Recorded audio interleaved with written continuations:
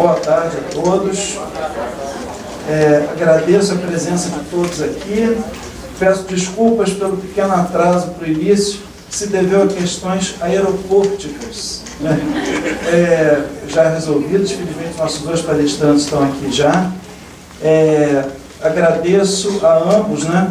Professor Fred Didier, da Universidade Federal da Bahia, professor Heitor Sica, da Universidade de São Paulo. Quer dizer, são nomes que dispensam apresentações, com isso a gente poupa tempo do evento, né? É bom sempre um evento com nomes como esse, que não precisam de apresentações, né?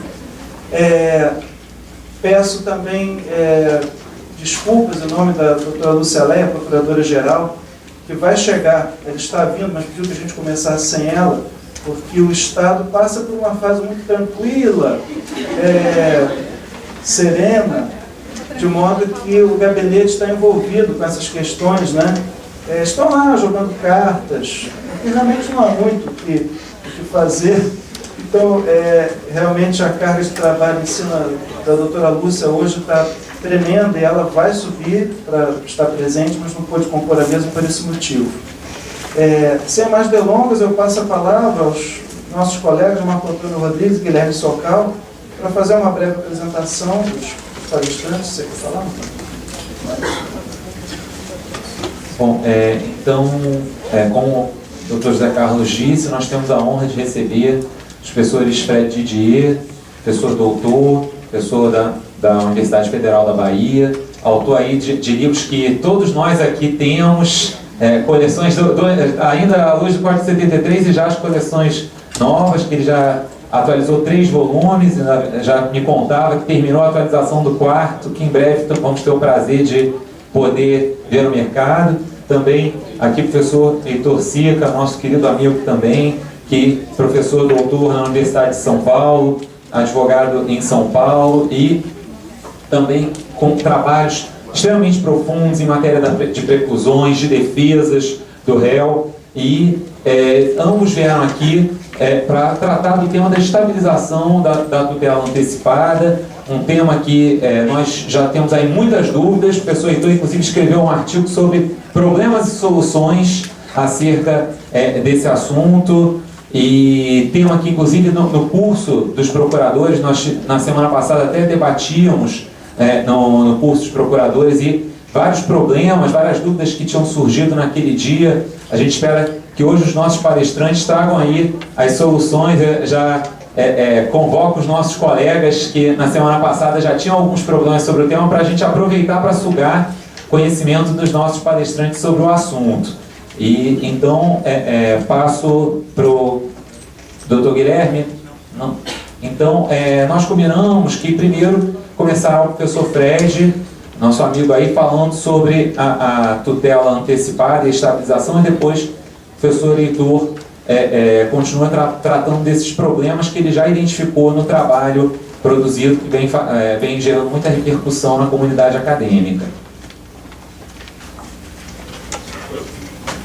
Boa tarde a todos. Queria agradecer mais uma vez o convite de voltar a esse auditório, conversar com vocês da Procuradoria, cumprir uma promessa, né? Eu tinha prometido no ano passado que voltaria aqui para falar sobre estabilização. Eu imaginei que vocês não cobrariam a promessa, mas houve a cobrança e eu não pude me negar. Vim só para falar sobre estabilização. Esse foi o acerto. No ano passado eu dei uma palestra sobre tutela provisória e disse que a parte de estabilização exigiria uma palestra avulsa para tratar do tema. E foi o que aconteceu. E para minha satisfação, vou dividir o tema com o Sica. Escreveu um belíssimo trabalho sobre o assunto no ano passado, 12 problemas e 11 soluções para a estabilização, é o nome do trabalho. Eu brincando com ele agora há pouco, perguntei, Sica, já está em que número? Eu falei, 15 problemas e 14 soluções, que vai ser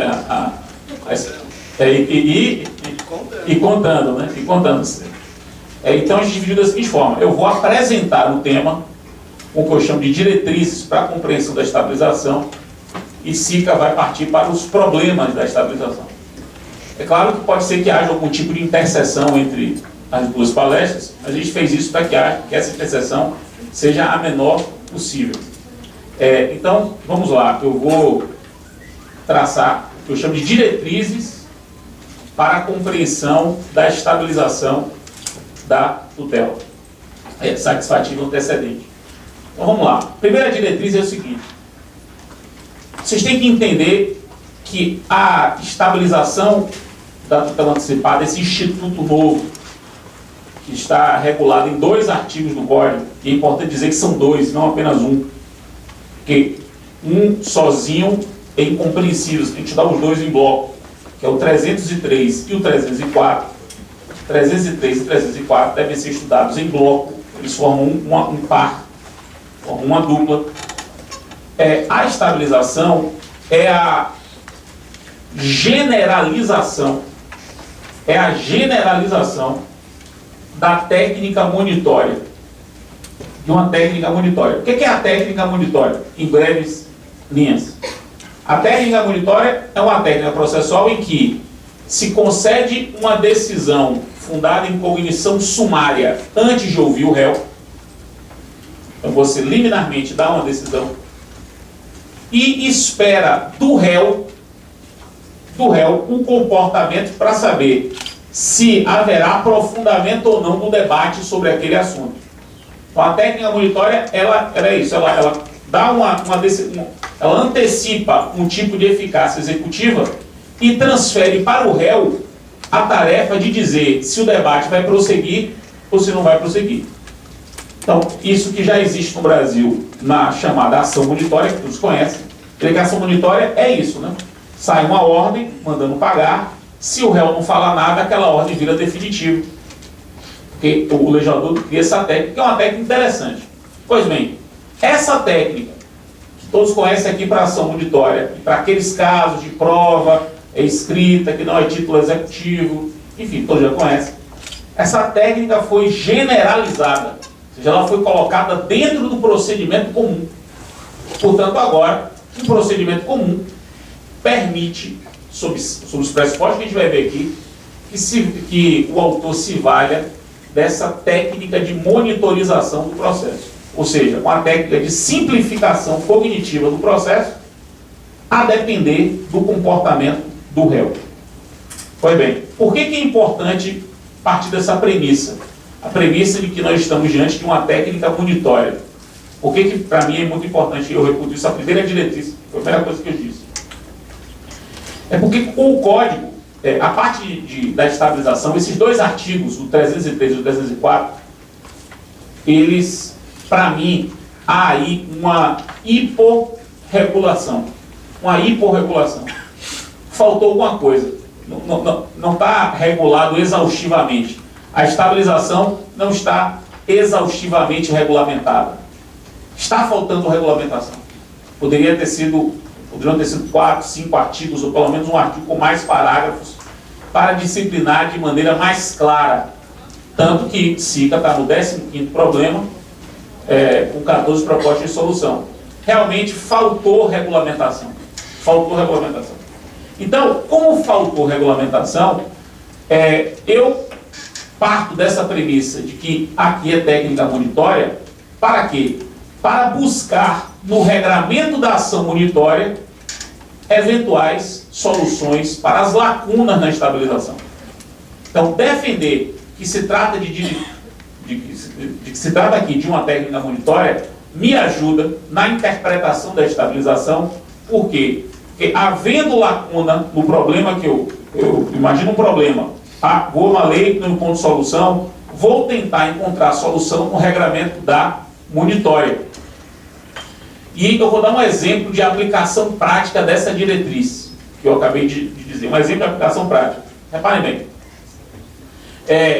Na estabilização, o autor pede uma liminar, o juiz concede a liminar, se o réu não recorrer, o processo é extinto e estabiliza. Quer dizer, a estabilização é isso, né?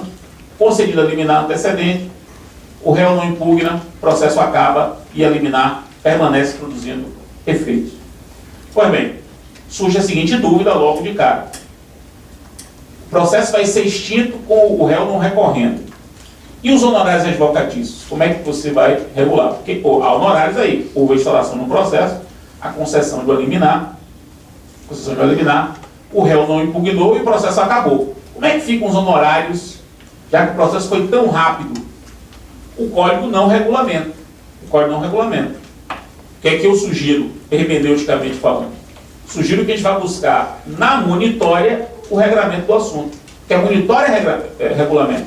Se o processo da monitória foi extinto porque o réu ajudou, né? Porque o réu foi e pagou, por exemplo. Se o réu foi e cumpriu a ordem monitória, os honorários vão para 5%. O piso vai para 5%. E o piso de honorários ser 5% e o réu não paga custas. Então o réu paga os honorários, mas não paga custas. E os honorários ficam só 5%. Isso é metade do piso básico do código agora, que é de 10%. Então, uma ação comum, o piso de fixação do honorário seria 10%. Se você defende a fixação dos honorários na estabilização em 5%, partindo para a ação monitória como a fonte de supressão da lacuna, né, para você corrigir a lacuna da estabilização, você já torna um processo mais econômico e mais interessante para o réu querer não impugnar. Porque o réu pensa assim, olha, eu vou pensar aqui se vale a pena impugnar ou não. Se eu não impugnar, o processo é extinto, eu não vou precisar contratar advogado para poder me defender, porque eu simplesmente não impugnei, e ainda vou pagar metade do que pagaria de honorários advocatícios. E me liberaria das custas também. Então, passa a ser interessante a estabilização para o réu, como uma forma, passa a poder ser interessante para o réu, como uma forma de economia. Então, essa lacuna é uma lacuna que, eu resolvo a partir dessa primeira diretriz. Qual é a diretriz? É uma técnica monitória. As lacunas devem ser supridas, primeiramente, pelo regramento geral da monitória lá na frente do código, a partir de 700 e alguma coisa do código. Se não encontrar, aí vamos buscar em outro lugar. Então, essa é a primeira diretriz. Segunda diretriz. Serão 6 diretrizes. Segunda diretriz é a seguinte: a estabilização, ela só pode incidir para a tutela provisória satisfativa. Não posso falar de estabilização de tutela cautelar, só de tutela satisfativa. Porque não faz sentido, e conversava há pouco com o Socal sobre o assunto, e o código deixa isso claro, você estabilizar, ou seja, permanecer estável num arresto. Qual é o sentido de um arresto estabilizado? Um arresto que fica para sempre. Isso não tem sentido. O arresto é essencialmente algo que tem uma finalidade, que é transformar aquele bem em bem piorado e executar. Então, a tutela cautelar estabilizada não faz sentido. E isso foi muito debatido no Congresso, muito debatido, porque na primeira versão sobre a estabilização, a que veio no anteprojeto, estabilizava tudo, qualquer coisa, qualquer tutela provisória estabilizava. E aí se debateu muito, chegou-se à conclusão de que uma tutela cautelar estabilizada não fazia sentido. E aí o que o código fez? Separou. Pega o código e vão ver que está bem separado. Só estabiliza a tutela satisfativa. Tanto que a tutela cautelar, ela está a partir do 305. 303, 304, cuida da satisfativa. A partir do 305 vem a tutela cautelar. Então essa é uma segunda diretriz. Só tutela satisfativa pode ser objeto da estabilização. A terceira diretriz, e é a mais polêmica de todas, mas eu tenho que dizer, pelo menos a minha opinião, mas é a mais polêmica de todas, é quais são os pressupostos para a estabilização. Ou seja, qual é o suporte fático da estabilização. O que precisa acontecer para que surja a estabilização. Aqui está o grande polêmico, e aqui realmente o código poderia ter sido mais claro. Do meu modo de ver, o código poderia ter sido mais claro. Ficou, como eu disse, hiporregulado. Eu entendo que há 4 pressupostos para a estabilização. Essas 4 coisas têm que acontecer. Sendo que uma delas é um pressuposto negativo. Então, é algo que realmente não pode acontecer. Se acontecer, não estabiliza. Então, são 4 pressupostos. Primeiro pressuposto para mim é fundamental, é ter havido um requerimento do autor nos termos do artigo 303. Ou seja, o autor tem que ter pedido a tutela provisória nos termos do 303. E nos termos do 303, meus caros, vocês vão ver aí que vocês estão com o código na mão, vocês vão ver que o 303 tem um parágrafo, que é o parágrafo 6º. Parágrafo 6º. Que diz assim: o autor tem de indicar na inicial que quer se valer da medida prevista nesse artigo. Não é isso? É o quinto, desculpe, parágrafo 5º. O autor tem de indicar na inicial que quer se valer da medida prevista neste dispositivo. Então, cabe ao autor, aquele que queira a estabilização, quem quiser a estabilização, tem que entrar com a ação do 303, dizendo: eu estou entrando com a ação do 303, eu quero esta medida. Por que esse pressuposto é fundamental? Porque o réu, que é o grande responsável pela estabilização, porque se o réu se movimentar, não estabiliza. Quer dizer, cabe ao réu, no final das contas, dizer se vai estabilizar ou não. O réu tem que ter a segurança de que, não recorrendo, o processo vai ser extinto pela estabilização. Isso tem que ser uma segurança do réu. E para o réu ter segurança, o autor tem que deixar claro: eu quero a tutela provisória nos termos do 303. Que aí o réu citado, ele vai, sabendo que o autor pediu nos termos do 303, poder decidir se recorre, se não recorre, para saber se estabiliza ou não. Isso, sem esse elemento de segurança, não dá para pensar na estabilização. Vocês vão perceber, na minha quarta premissa, a diretriz, porque para mim é tão importante deixar claro que o réu precisa saber que o autor pediu uma liminar que, se não impugnada, gera extinção do processo e com a estabilização. Então esse é o primeiro pressuposto. O segundo pressuposto, que é o pressuposto negativo, é o seguinte. O que é bem negativo? O autor tem que ter pedido a tutela provisória por base do 303 e não pode ter dito que queria o prosseguimento do processo. É negativo. Ele não pode dizer que quer o prosseguimento do processo. Ou seja, ele tem que dizer assim: eu quero o 303. E com as consequências do 303, que é: se o réu não impugnar, o processo é extinto. Porque se o autor disser assim, ó, eu quero eliminar o 303 e eu quero o prosseguimento do processo, mesmo se o réu não impugnar, se o autor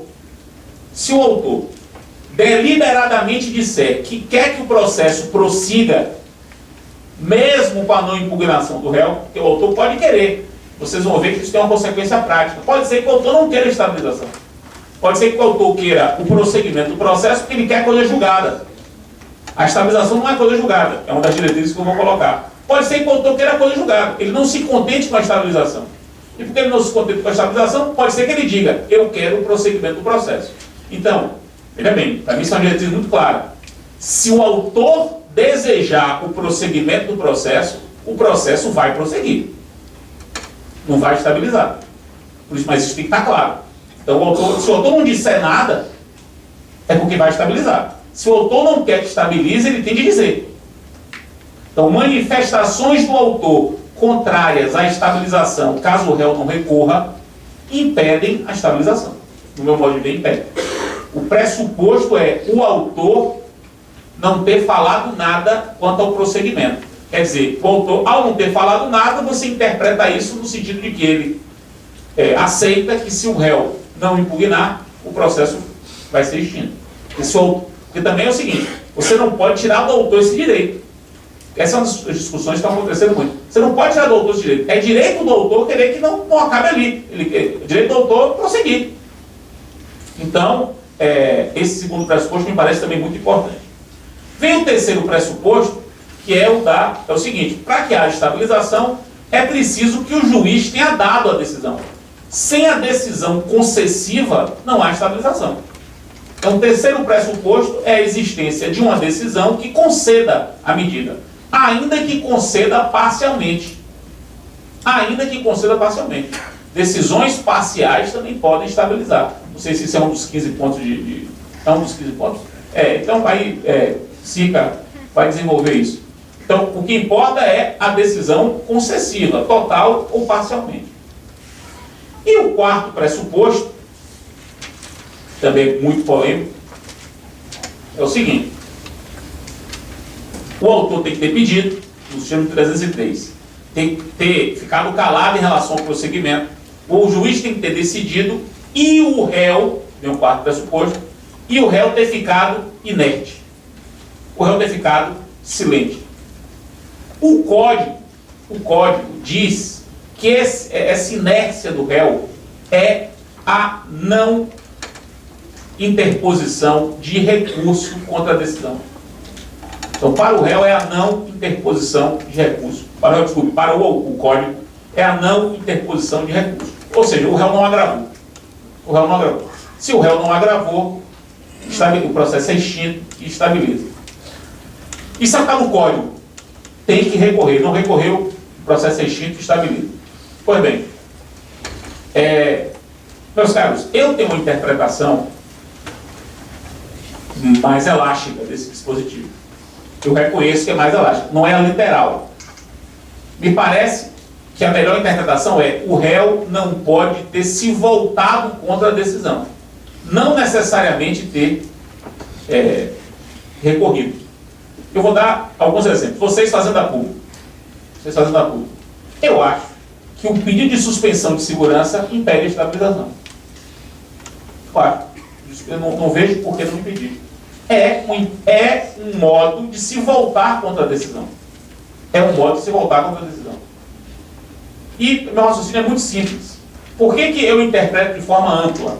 Não é só recurso de distrito, mas de forma ampla. Porque o código, meus caros, diz que uma vez extinto o processo pela inércia, se o réu não impugna, extinguiu, há um prazo de 2 anos para que qualquer das partes, inclusive o réu, simplesmente peça para que a discussão seja retomada. Esses 2 anos subsequentes à extinção pela não impugnação, extinguiu porque não impugnou, tem 2 anos para as partes, sobretudo o réu, pensarem se não é o caso de retomar a discussão. Tem 2 anos para refletir sobre isso. Esses 2 anos é para rigorosamente pedir quase que um desarquivamento do processo. Desarquive aí que eu quero agora discutir esse assunto. Ou seja, eu posso alegar o que eu quiser nesses 2 anos. O que eu quiser. Eu posso, em 2 anos, alegar o que eu quiser. Não há nenhum tipo de limitação cognitiva contra a decisão que se estabilizou.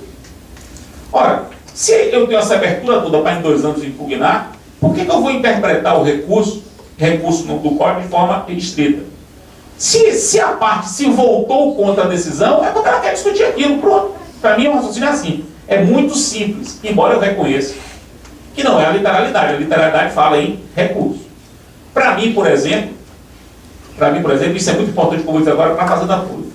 Para mim, por exemplo, se o réu se antecipa e contesta, por que eu digo se antecipa e contesta? Porque rigorosamente o prazo de contestação dele seria muito tempo depois, que é ter que marcar audiência de conciliação, frustrada a conciliação, abriria o prazo para ele contestar. Isso seria muito tempo depois do que o prazo para o agravo contra a liminar. Muito tempo depois. Vai que ele, no entanto, se antecipa e contesta. Faz uma contestação antecipada. E não recorre. Não recorre. Me disseram, inclusive, que para a Fazenda Pública, no estado de São Paulo, determinados remédios que são dados liminarmente, já não se recorria. Aqui também assim? Já não se recorria. E que, já que vai estabilizar, o pessoal dos meus amigos procuradores de São Paulo estão conhecendo disso. Já que vai estabilizar, vamos recorrer de tudo. É uma interpretação que você está fazendo.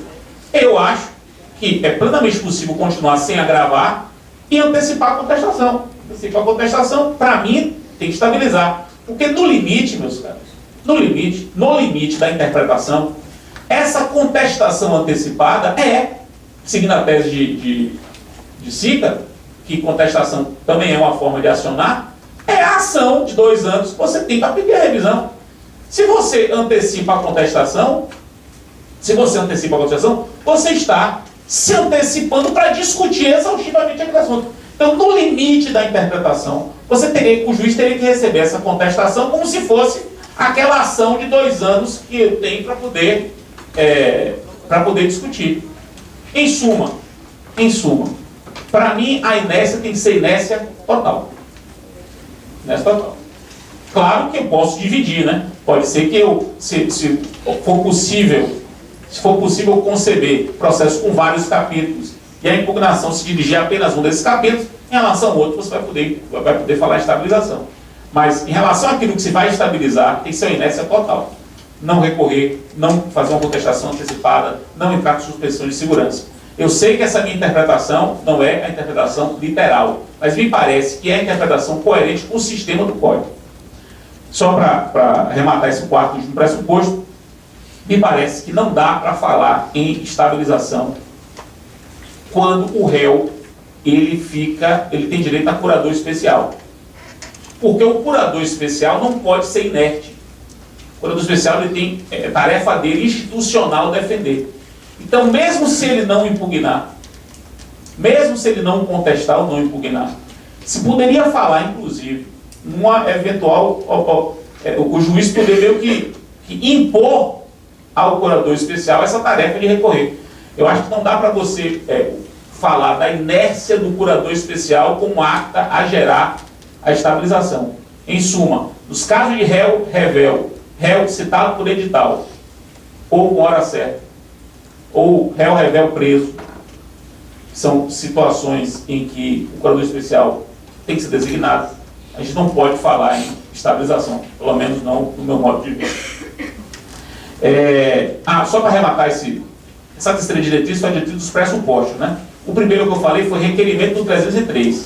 O requerimento do 303, que é o primeiro pressuposto, é só para deixar claro o seguinte: só cabe estabilização nos termos do 303. Para mim, não cabe estabilização de tutela incidente. Ou seja, no meio do processo eu peço a tutela antecipada, no meio do processo o réu não recorre e estabiliza. Para mim não pode. A estabilização é sempre nos termos do 303. E veja, isso é texto expresso do Código. Aqui realmente é a literalidade. Quarta diretriz. Essa quarta diretriz, eu não escrevi sobre ela dessa forma que eu vou dizer. Porque eu acho ela mais uma diretriz retórica, para fim de compreensão, do que propriamente técnica. Eu fiquei com receio de colocar isso no papel e ser mal compreendido. Mas eu acho que retoricamente vocês vão entender o que eu quero dizer. Qual é a quarta diretriz? Meus caros, vejam bem. A estabilização, tal como pensada no Código, é fruto, do meu modo de ver, é o resultado de uma espécie de negociação entre autor e réu. É mais ou menos assim. O autor está dizendo para o réu o seguinte: réu, eu fiz um requerimento com base no 303. Então, eu estou querendo o seguinte: se você não impugnar, a gente acabou esse processo aqui. Agora, você não impugnou, o processo termina imediatamente. Pense sobre isso. Se você não impugnar, o processo vai terminar. É como se fosse uma proposta, do autor para que o processo dele, réu, caso a liminar seja concedida, seja um processo a jato. É mais ou menos assim: já que a liminar for concedida, fica só com a liminar e pronto. Eu aceito ficar só com a liminar e, réu, será que a consequência só dessa liminar, que a gente não discute mais o fundo do direito, não discute outras questões, é como se fosse uma proposta de procedimento ultrassumário, caso o réu deixe de recorrer. Se você pensa a estabilização por essa perspectiva, a perspectiva de que é uma proposta que o autor faz para que o réu tenha um processo mais barato para ele e o autor um processo mais rápido para ele. Porque para o réu vai ser mais barato, para o autor vai ser mais rápido. Para o réu vai ser mais barato por aquelas duas razões. Não vai precisar contratar advogado e as custas e os honorários serão, custas para mim, o réu não pagaria nenhuma, e os honorários seriam pela metade do piso, portanto 5%. E é aí que está a grande utilidade da estabilização, meus caros. Eu acho que a estabilização vai funcionar. Não sei se naquela minha palestra eu cheguei a mencionar isso, mas eu acho que a estabilização vai funcionar. Vai funcionar porque ela é um instrumento para litigantes habituais, como é o caso do Estado, racionalizarem a sua administração dos processos. E eu vou dar um exemplo que é real, e que eu vivencio todo início de semestre. Todo esse semestre. Eu sou diretor acadêmico de uma faculdade privada em Salvador. Todo início de semestre, inevitavelmente, eu recebo alguns mandados de segurança ou algumas ações ordinárias, agora ações de direito comum, com tutela antecipada concedida para matricular quem, tendo passado no vestibular, não concluiu o terceiro ano. Só perde mais. O cara não conclui o terceiro ano, mas passa no vestibular. E nós não podemos matricular. O Ministério da Educação não permite. Não permite. Mas o sujeito vai para a justiça e consegue eliminar para se matricular. A faculdade, veja, recebe eliminar para matricular. Quero saber o seguinte, o que a gente tem contra essa decisão? A gente aí tem que contratar advogado, defender, recorrer. Uma situação como essa, a gente vai pensar duas vezes. Sai uma decisão, não tem uma fraude ali, não tem uma coisa escandalosa ali, o juiz mandou, chama lá. Vai dar a decisão, a gente matricula e acabou o processo. Acabou o processo. Ele vai ficar satisfeito de estar matriculado, não vai ter que ficar discutindo se tem direito à matrícula, se não tem direito à matrícula. Para a gente, é um aluno a mais. A faculdade particular, um aluno a mais. Aí a gente fez o que tinha que fazer, que é obedecer o que o Ministério da Educação determina. O juiz mandou, a gente não tem interesse em recorrer. Na verdade, isso é um custo a mais para a faculdade, tem que pagar advogado, depois vai fixar um honorários advocatícios muito mais altos, por uma coisa que a gente rigorosamente não tinha o que fazer, estava cumprindo o que o Ministério da Educação determinava. Então, uma situação como essa, uma situação de estabilização é ótima. Tirar o nome da Serasa, às vezes, é só para tirar o nome da Serasa? Se é só isso, o cara está devendo, sei lá, pouca coisa, é discutível. O litigante habitual pode pensar, termina o processo aqui e vamos para frente.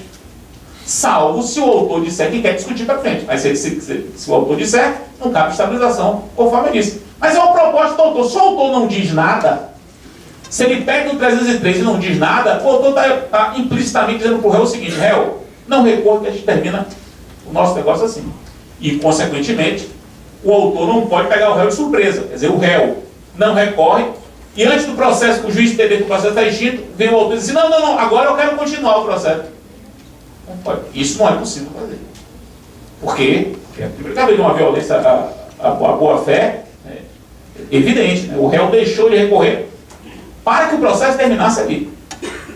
Então, eu gosto de pensar a estabilização por essa perspectiva, de ser uma proposta de um procedimento mais rápido para o autor, mais barato para o réu, para ver se o réu topa.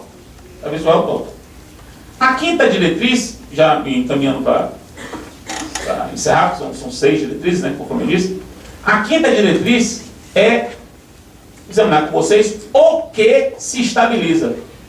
Qual é o objeto da estabilização? O que se torna estável? O que se torna estável? Meus caros, o que se torna estável aqui são os efeitos da decisão. A estabilização é dos efeitos práticos da decisão. O que estabiliza? O remédio foi dado, não pode ser tomado. O muro foi derrubado, não pode ser reconstruído. A matrícula foi feita, não pode ser desfeita. São os efeitos práticos da decisão que se tornam indiscutíveis. A estabilização, ela tem um viés eminentemente prático. Prático.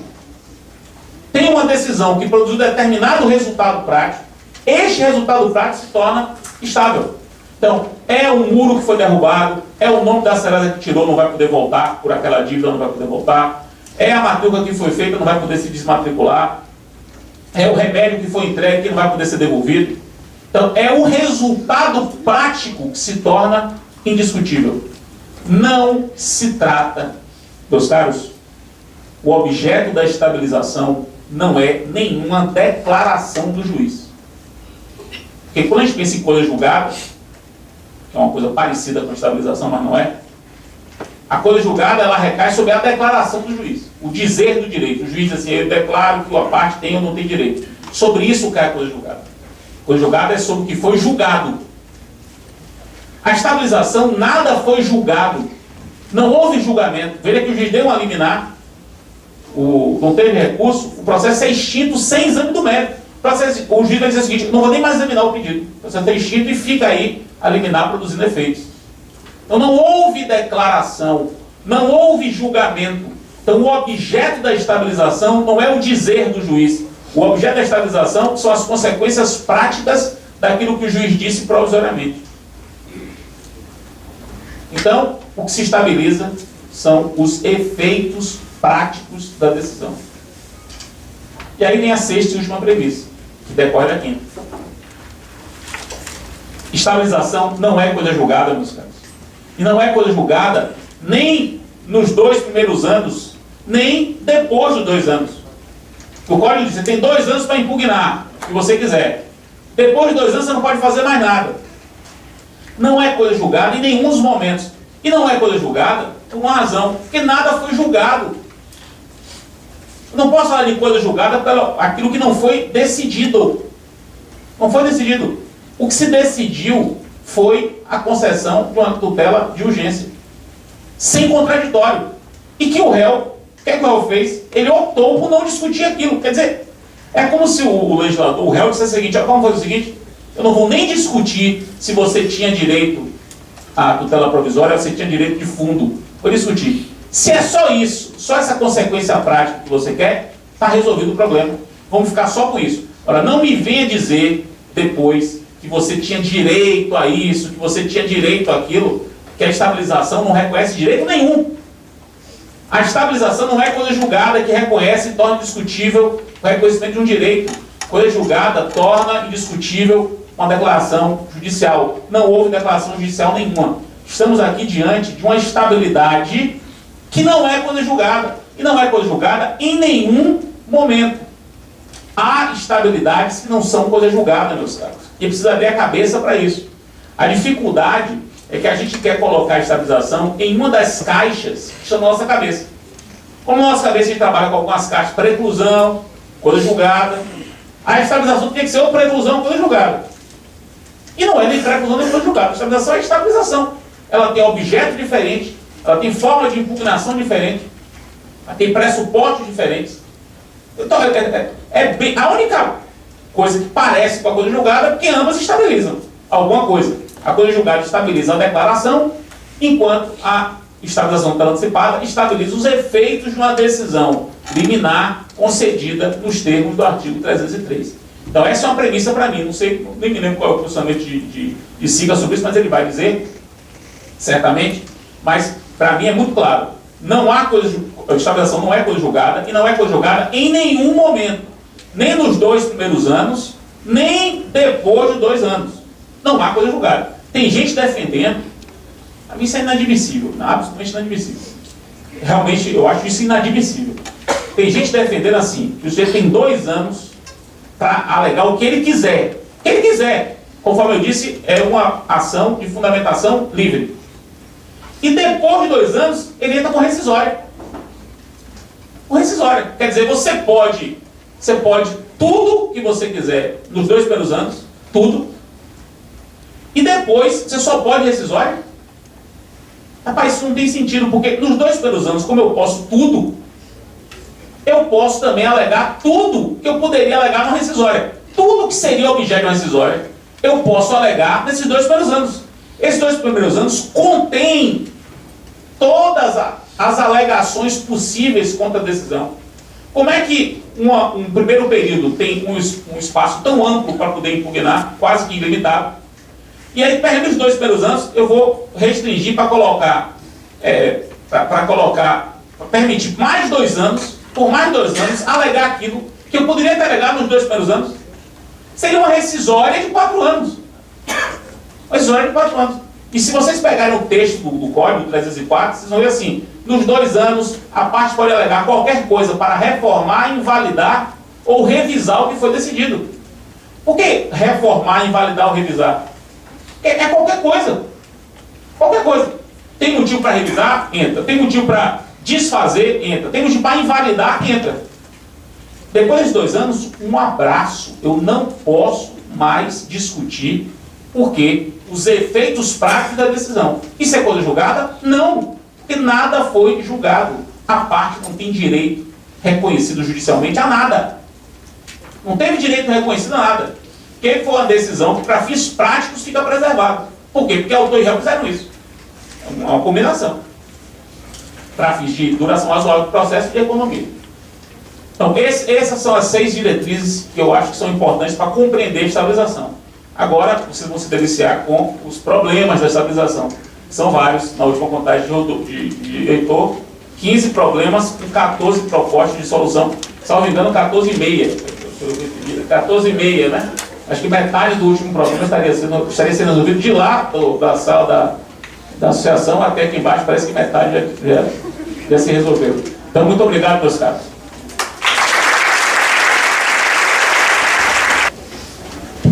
Senhoras e senhores, boa tarde. Queria primeiro deixar registrado aqui o agradecimento pela gentileza do convite, na pessoa dos caríssimos colegas e amigos do Dr. Marco Antônio, do Dr. José Carlos, do Dr. Guilherme, cumprimentar a todos os colegas aqui presentes e cumprimentar o caro amigo Fred G, com quem é uma satisfação dividir aqui os trabalhos. Ele foi, de acordo com o que nós combinamos, incumbido de fazer uma apresentação do Instituto e, em alguma medida, eu me incumbi de problematizar alguns aspectos dele. E, obviamente, como ele anunciou alguma intersecção, mas ainda acho que mesmo nos pontos de intersecção há espaço para uma reflexão.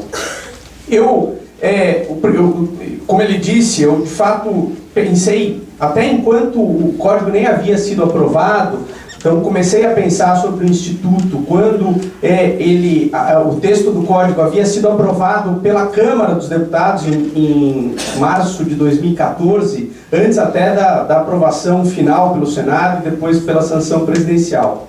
E de lá para cá, de fato, alguns problemas que eu detectei, de uma certa forma que no primeiro momento havia uma certa dúvida da minha parte de como resolver, eu fui aprimorando o raciocínio a respeito disso, até porque os processualistas têm sido, obviamente, muito requisitados nesse momento de transição em que estamos todos apavorados com o novo código, e as conversas com os colegas têm me feito refletir mais e acrescentar outros problemas que eu não havia originalmente identificado. Então a conta que era de 12 problemas já pulou para 15 e eu acho que mais um pouco esse número continua a aumentar.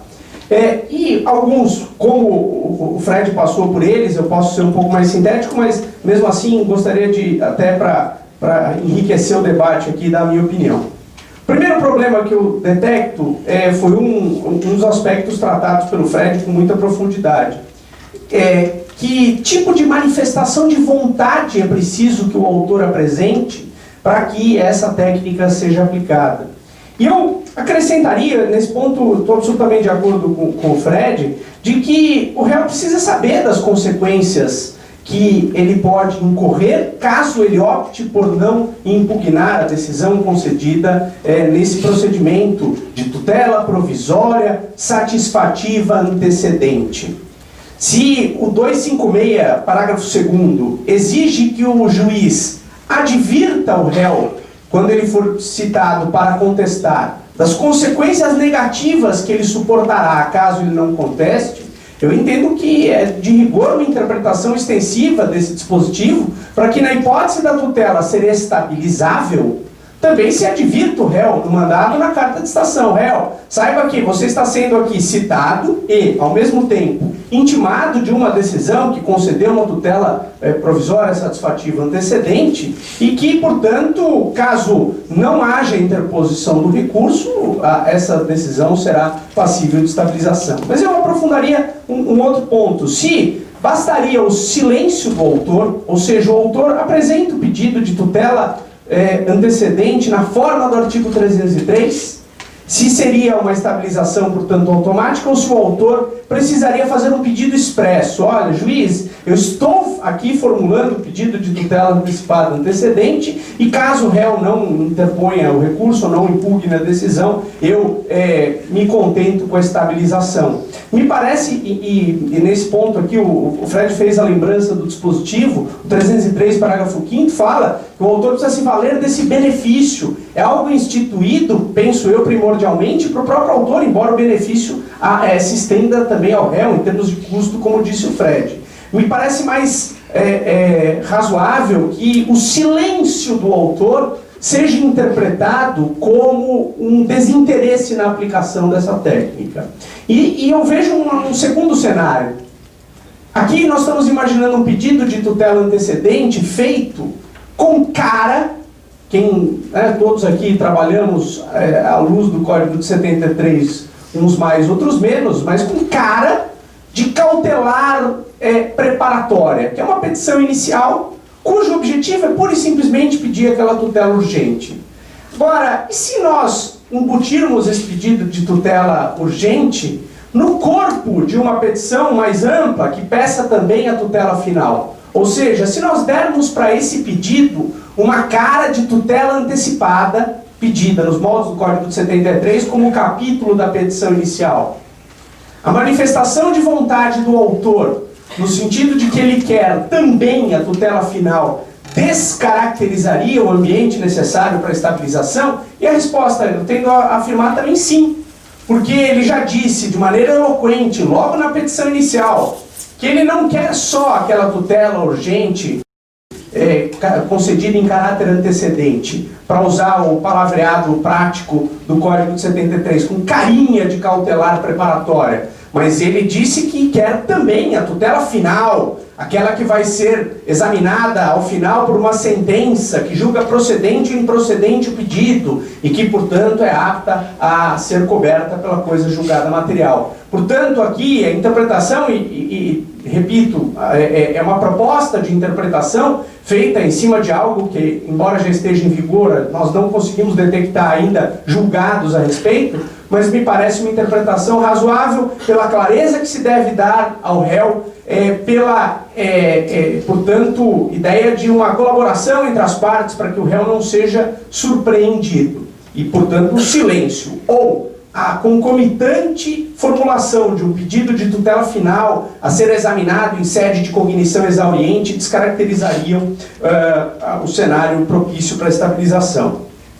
O segundo problema, e também me alinho aqui ao que o Fred disse, que de uma maneira ampla, embora o texto do Código fale só em recurso, e uma anterior versão do projeto, durante a sua tramitação, falava de maneira geral em impugnação, dando a entender que impugnar é um gênero, recorrer à espécie. Os meios de impugnação às decisões judiciais constituem um universo heterogêneo e um dos elementos desse universo é justamente o recurso, mas a interpretação sistemática tem que nos conduzir a essa solução. E ao pedido de suspensão de liminar, que o professor Fred mencionou, eu acrescentaria aqui a reclamação.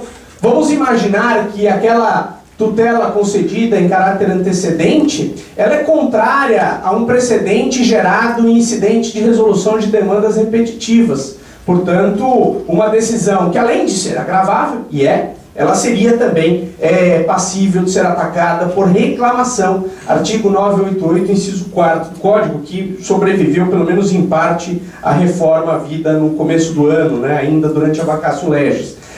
A gente sabe, a doutrina defende isso, e vez ou outra os tribunais reafirmam esse entendimento, que o mandado de segurança, contrato judicial, como uma válvula de escape do sistema recursal, ele entra em cena também sempre que o sistema recursal não for suficientemente adequado, e não daria para descartar em tese que o mandado de segurança, contrato judicial fosse usado naquelas situações de teratologia, de abuso evidente, etc. Mas só completando aqui, nesse ponto também, absolutamente de acordo com o Fred.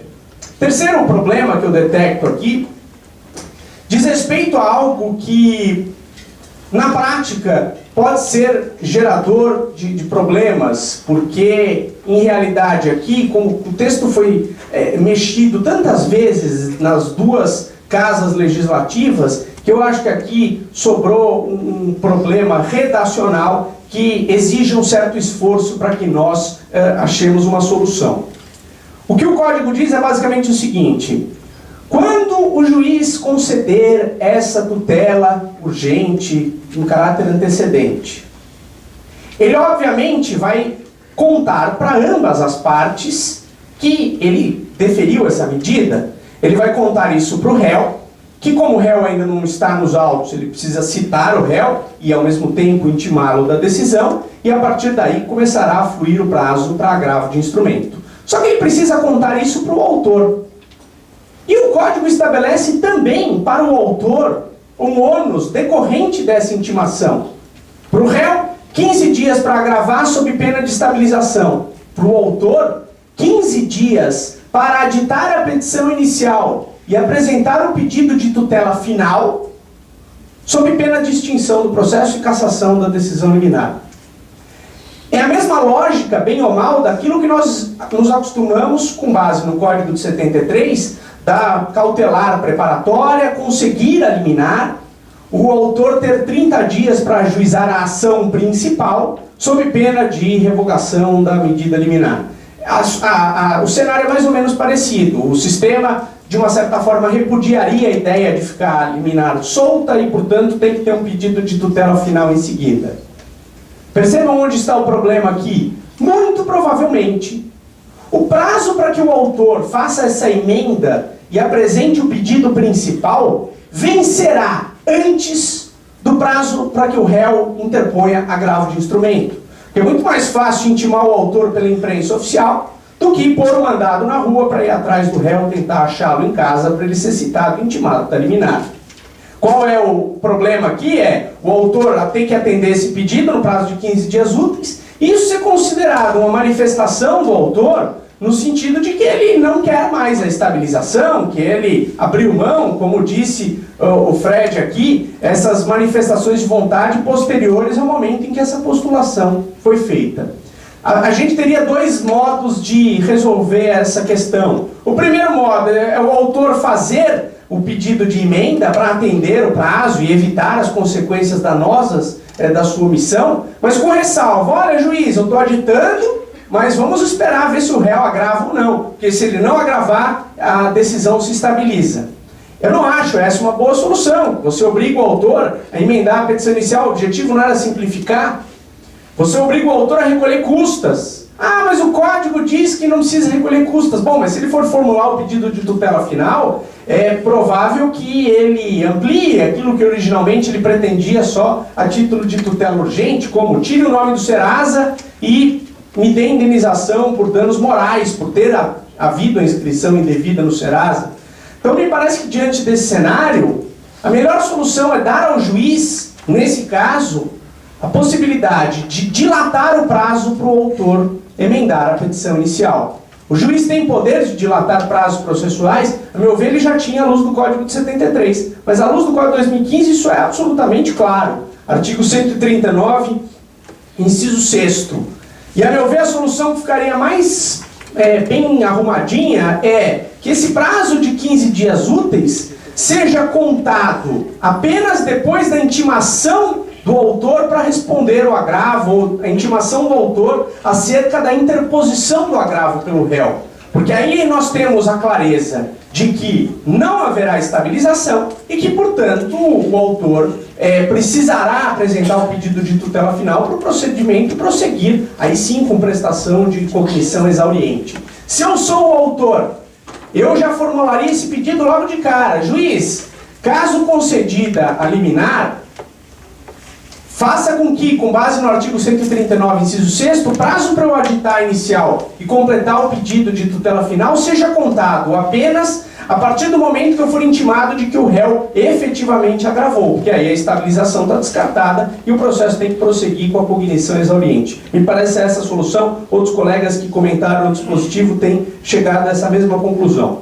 Problema 4. O réu não fez nada e realmente é o cenário para estabilização.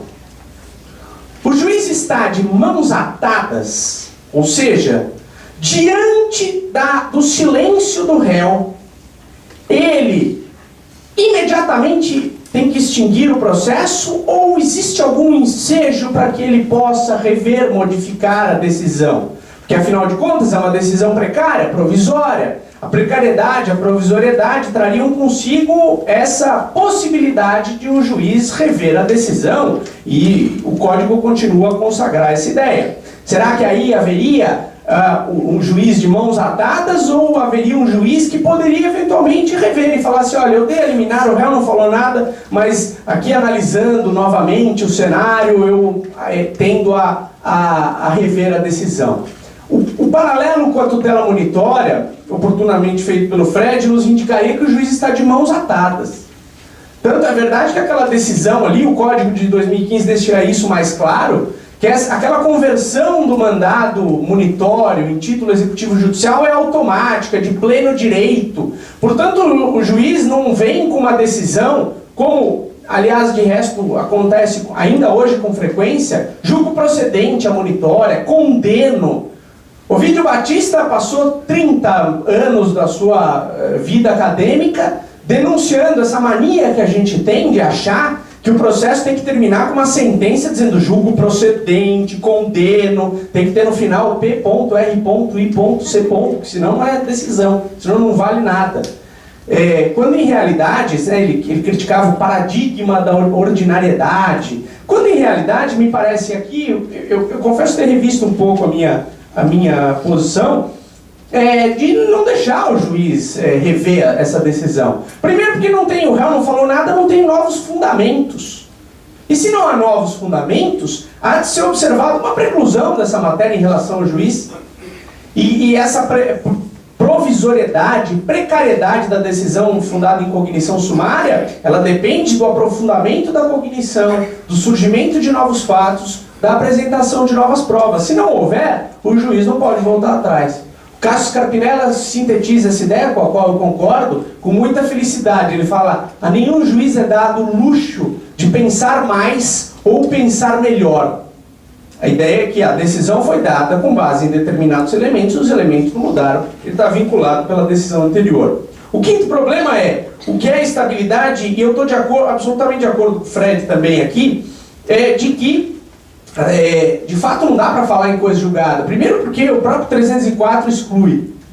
Mas segundo, porque de fato essa estabilização dos efeitos, talvez ela tenha uma semelhança com a coisa julgada, mas apenas a função negativa da coisa julgada. Ou seja, impedir que a parte prejudicada por aqueles efeitos pretenda revertê-los. Mas não há a chamada função positiva da coisa julgada, segundo a qual, se aquela questão se tornar controvertida em outro processo, naquele processo o juiz está vinculado a decidir da mesma maneira. Portanto, se eu pedir esta caneta contra o Dr. Marco Antônio, e o juiz me deu a caneta numa decisão aqui estabilizada, depois, se em outro processo surgir a questão de quem é a caneta, se de Heitor ou de Marco Antônio, o juiz poderá decidir de outra forma, desde que ele respeite. A caneta ficará com o Heitor. É uma ideia meio cerebrina, sim, é verdade, de que vale uma coisa,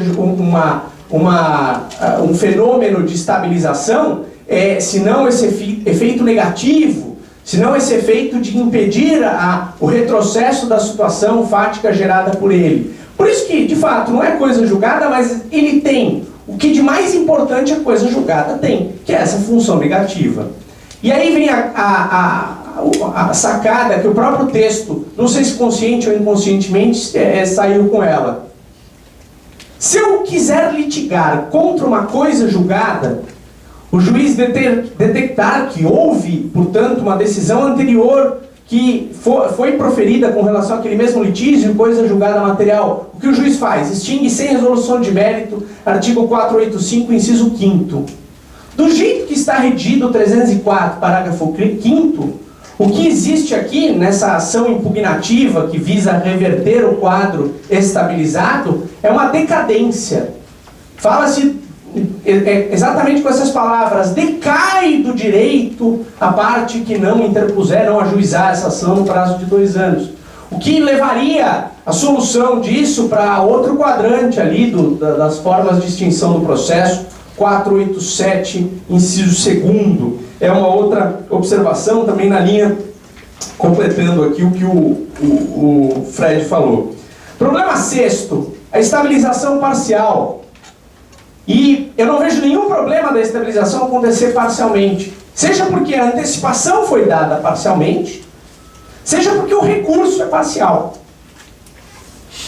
E por que eu tenho tanta segurança disso? Porque o Código deixou, assim, de uma maneira absolutamente clara a sua opção pela decomposição do objeto litigioso. É possível ter sentenças parciais, né, decisões de mérito parciais, para usar o texto do Código, é a mesma técnica do julgamento antecipado, artigo 355 e 356. Portanto, a decomposição do objeto litigioso passa a ser uma absoluta realidade. Qual é o problema de eu ter 2 pedidos de tutela urgente, o juiz me deu um, e o réu não recorreu com relação a essa parte do objeto litigioso vai ser estabilizada e o restante continua com o pedido final. E aqui só mereceria uma reflexão que talvez a solução não seja assim exatamente tão fácil. Se a antecipação de tutela concedida em caráter antecedente, se ela foi com relação a um pedido subsidiário, então eu quero essa caneta, mas caso não seja possível reconhecer que um caráter urgente eu pego essa caneta, eu quero essa xícara. O juiz fala, olha, olhando aqui em sede de cognição sumária, caneta eu não vou te dar, mas a xícara eu te dou. Haveria estabilização de uma antecipação de tutela concedida aí com relação ao pedido formulado em caráter subsidiário, eventual, e me parece que a resposta é negativa. Porque, em realidade, o autor, ao formular esses pedidos com essa ordem, um em caráter principal e um em caráter eventual, ele manifestou a preferência dele. A preferência dele foi pelo pedido principal. E, portanto, a menos que ele expressamente coloque na petição inicial, e mais uma razão para se deixar claro que deve-se respeitar essa vontade do autor feita na inicial, a menos que ele diga, olha, eu me contento com o pedido de tutela subsidiária, qualquer um dos dois, em sendo concedido e o réu não agravando, eu estou satisfeito com a estabilização. Se houver isso, eu acho que até nesse cenário seria possível. 7º problema, a aplicação dessa técnica quando estiverem em jogo direitos indisponíveis. E obviamente uma plateia formada por procuradores, é natural que venha à tona a questão da possibilidade ou não de se aplicar a técnica da estabilização contra a fazenda pública. E eu tenderia a dar a resposta fazendo de novo um paralelo. Aqui essa técnica como nova, a gente tem que buscar outros parâmetros no sistema para tentar interpretá-la da melhor maneira. Assim como a revelia. O que é a revelia? Réu não contesta, presume verdadeiro, o juiz julga só com base no que o autor falou, pelo menos via de regra. E não pode aplicar os efeitos da revelia quando estiverem em jogo direitos indisponíveis. A disposição expressa, artigo 345, inciso 2, salvo engano, do Código de 2015. Equivalente ao 320, inciso 2 do Código Velho. Aqui a gente tem uma técnica também baseada numa omissão da parte em interpor o recurso. Daí porque o paralelo que nós podemos estabelecer com a revelia, penso que as mesmas exceções que se aplicam à revelia também se aplicarão à estabilização. Quando não couber a revelia, também não cabe a estabilização. No caso dos direitos disponíveis, isso fica claro. Olha, o sistema quer ignorar qualquer omissão do titular do direito indisponível para que a omissão dele não gere consequências negativas. Se nós ignoramos essa omissão para efeito de caracterização de revelia, nós também ignoraremos essa omissão para efeito de caracterização de uma decisão estabilizável. Portanto, e essa é a conclusão, se o direito for indisponível, assim como não cabe revelia, também não cabe a estabilização. E a questão vem, e eu só jogo a provocação aqui, em que medida a revelia para a administração pública, um tema clássico, e a meu ver, o direito da fazenda pública é disponível nos termos da lei. Se a lei determinou, por exemplo, que seja possível fazer autocomposição com relação àquele direito, ele é disponível e sobre ele é possível que exista revelia e é possível nessa linha que exista estabilização. Os limites do que é passível de autocomposição por parte da administração pública têm aumentado, portanto, tem aumentado a incidência, penso eu, seguida essa lógica da revelia. O 8º problema eu vou agora acelerar para fazer caber essas minhas provocações aqui no tempo que nós temos. Eu já fui acusado de ter fixação pelo réu, porque eu estou o tempo inteiro preocupado se o réu está sendo bem tratado ou não pelo ordenamento processual. E uma das minhas preocupações foi que tipo de tutela o réu recebe, e se o réu recebe tutela, eu não tenho dúvida que sim, de que maneira poderia haver antecipação de tutela para o réu. E nós não temos nenhuma dificuldade de pensar isso no âmbito das defesas do executado. O réu, em sede executiva, quando ele embarga, quando ele impugna, ele tem uma antecipação de tutela, como, por exemplo, o efeito suspensivo nos embargos de execução, na impugnação ou cumprimento de sentença. Dá para aplicar aqui para o réu? E eu, aqui, tirando até uma outra observação do Fred, também não acho que daria para aplicar para o réu, porque esse pedido de antecipação de tutela em favor do réu é um pedido incidental, é um pedido feito depois que o processo já começou, ele foi citado. Mesmo que seja a primeira intervenção dele no processo, não me parece que haja um ambiente adequado para isso. Se ele quiser pedir uma tutela passível de estabilização, ele o faça por meio de um procedimento próprio, autônomo, aí sim uma demanda inicial, que aí ele consegue caracterizar o cenário do artigo 303. O nono problema eu anotei aqui, dos honorários. E eu, nesse ponto, embora venha concordando em todos os aspectos com o Fred, mas aqui eu vou registrar minha discordância. Eu tenho dificuldade de fazer o paralelo com a monitória por uma só razão. O réu é isento de custas e paga só 5% de honorários na monitória quando ele vem e paga, ou entrega a coisa objeto da ação monitória. Se ele não fala nada, não embarga e não paga, os honorários incidirão normalmente, de tal maneira que não podemos aplicar essa redução dos honorários para um réu que simplesmente se limitou a não agravar e deixar a decisão ser estabilizada. A meu ver, aqui o princípio da causalidade, o autor não se satisfez, o autor vai ter que executar aquela decisão estabilizada. E é por isso que eu acho que aqui precisaríamos ainda observar os honorários. Ah, mas teve menos trabalho, porque o réu não agravou. Então o juiz leva isso em conta e fixa num patamar mínimo de 10%.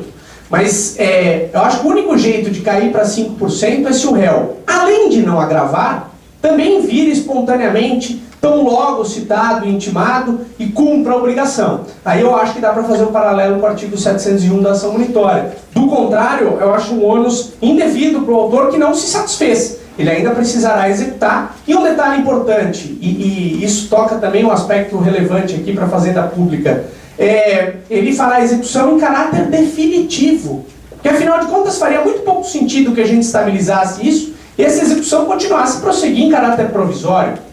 E ele executa em caráter definitivo e, a meu ver, inclusive, olhando para o artigo 100 da Constituição Federal, com a possibilidade de expedição de precatório, de requisição de pequeno valor.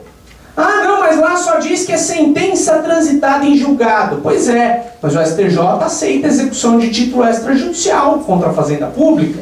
E o Código preceitua isso de maneira expressa.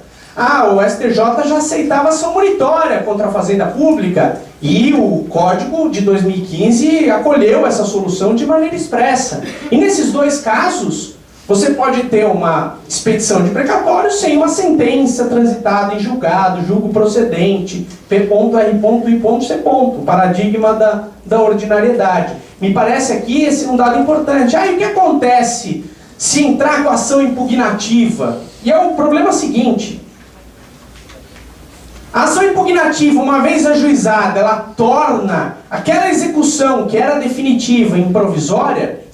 Alguns dirão, é claro que sim, porque aquele título executivo, que é a decisão estabilizada, na verdade está sendo questionado. Pende sobre ele um questionamento, pende sobre ele uma discussão judicial. Então a execução se torna, ao invés de definitiva como ela começou, ela passa a ser provisória. Penso eu que não seja a melhor solução, porque do contrário, toda ação rescisória tornaria de maneira automática a transformação de uma execução definitiva em uma execução provisória. Aí os senhores dirão, mas aí é diferente, porque aí tem coisa julgada. A coisa julgada, por isso simplesmente gera imutabilidade, mas em termos de efeitos da decisão, a decisão gerar, por exemplo, a execução forçada, os fenômenos aqui tenham que se equivaler.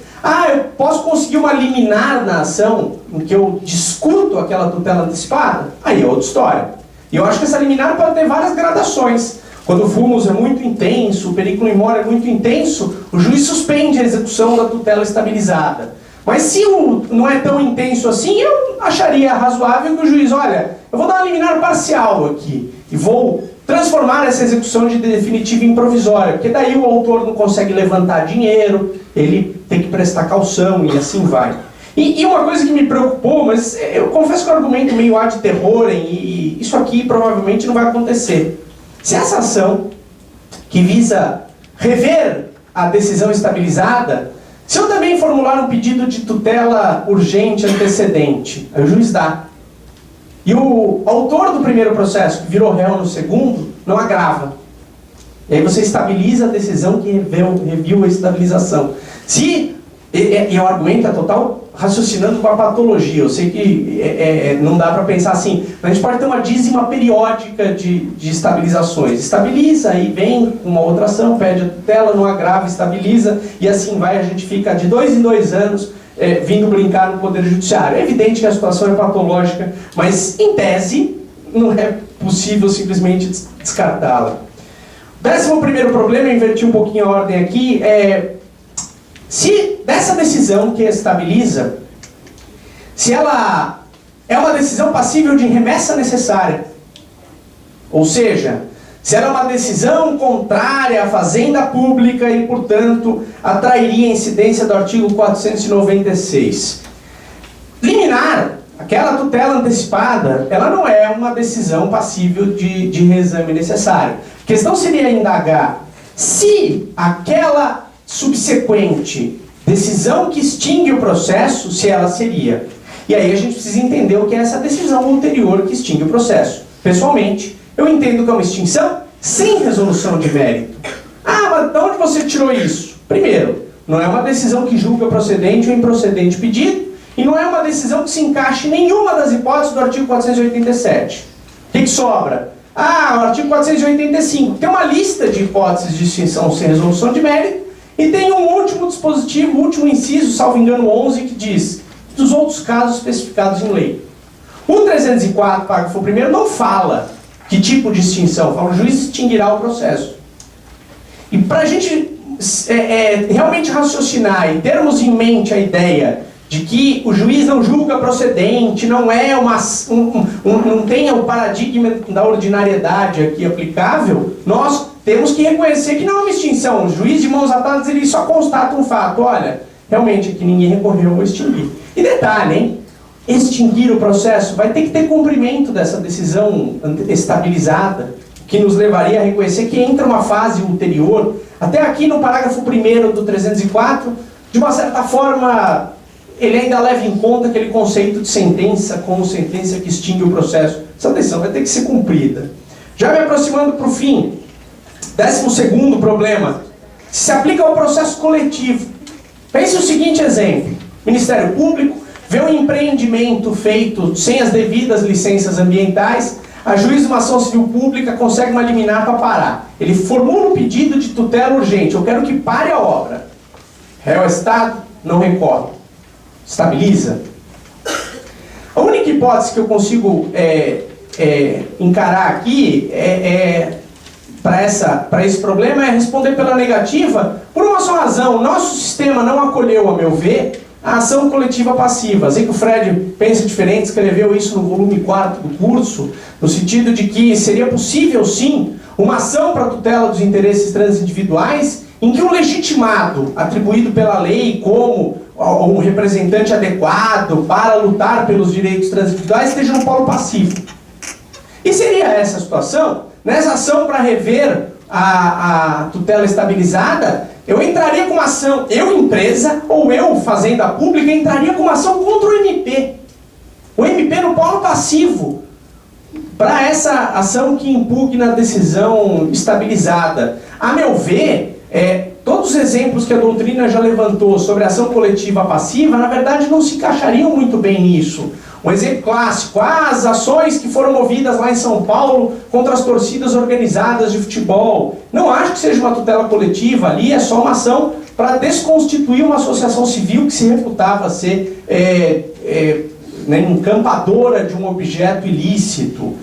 Mas não há propriamente o efeito contra aquela coletividade que são os torcedores. Tanto que os torcedores saíram da mancha verde e abriram na porta do lado a mancha alviverde, e tudo continuou igual. Só prejudicaram aquela pessoa jurídica, portanto, uma parte só.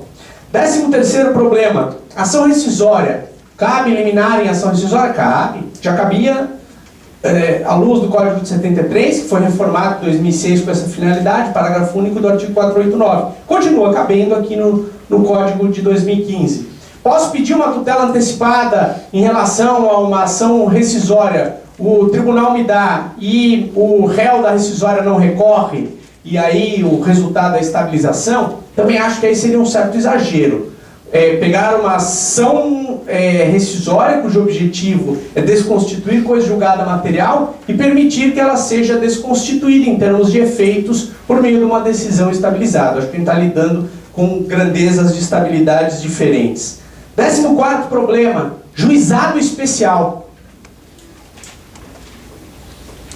No caso da Lei 9.099, é mais fácil até resolver, porque nos juizados especiais cíveis, Lei 9.099 de 95, não tem recurso previsto contra a decisão que concede tutela antecipada. O que significa dizer que o réu não tem como evitar por meio de uma medida, e aí varia de cada tribunal a solução a ser dada nesse caso. Tem tribunal que aceita MS, tem tribunal que inventou um agravo para colégio recursal.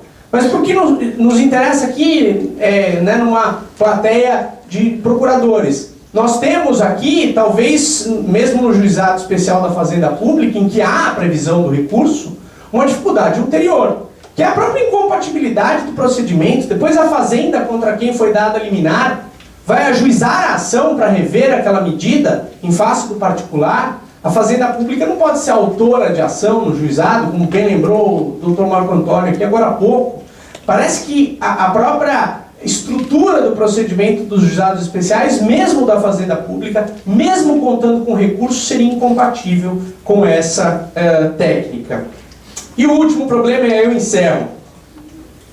Como disse o Fred aqui, durante as discussões do projeto nas duas casas legislativas, se excluiu a estabilização com relação à tutela cautelar e ela ficou só com relação à tutela antecipada.